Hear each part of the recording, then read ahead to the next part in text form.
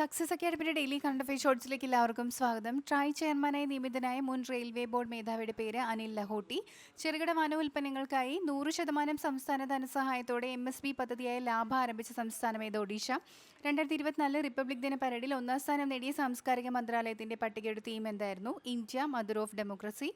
അടുത്തിടെ പുറത്തിറക്കിയ Kashmir travels in paradise on earth എന്ന പുസ്തകം രചിച്ചതാര്? രമേശ് ഭട്ടാചാർജി. 2024 ജനുവരിയിൽ ടോപ്പ് ഗേ പ്രധാനമന്ത്രിയായ രാജ്യം ഭൂട്ടാൻ. ഷഹീദ് ദിവസ് എന്നറിയപ്പെടുന്ന രക്തസാക്ഷി ദിനം ആർക്ക് ആദരാഞ്ജലി അർപ്പിക്കുന്നതിനായാണ് ജനുവരി 30 ആചരിക്കുന്നത്? മഹാത്മാഗാന്ധി. 6ാമത് ഖേലോ ഇന്ത്യ യൂത്ത് ഗെയിംസിൽ 76 കിലോഗ്രാം വെയ്റ്റ് ലിഫ്റ്റിംഗിൽ സ്വർണം നേടിയതാര്? സഞ്ജന. പാർലമെന്റിന്റെ ഉപരിസഭയായ രാജ്യസഭയിലേക്ക് രാഷ്ട്രപതി ദ്രൗപദി മുർമു ആരെയാണ് നാമനിർദ്ദേശം ചെയ്തത്? Satnam Singh Sandhu. Film fair award 2024 മികച്ച ജനപ്രിയ ചലച്ചിത്രത്തിനുള്ള അവാർഡ് നേടിയ ചിത്രമേത്? 12th fail. അടുത്തിടെ പ്രസിദ്ധീകരിച്ച ഏക് സമന്ദർ മേരെ അന്തർ എന്ന പുസ്തകം എഴുതിയതാര്? സഞ്ജീവ് ജോഷി. കൂടുതൽ വീഡിയോസിനായി ചാനൽ സബ്സ്ക്രൈബ് ചെയ്യുക.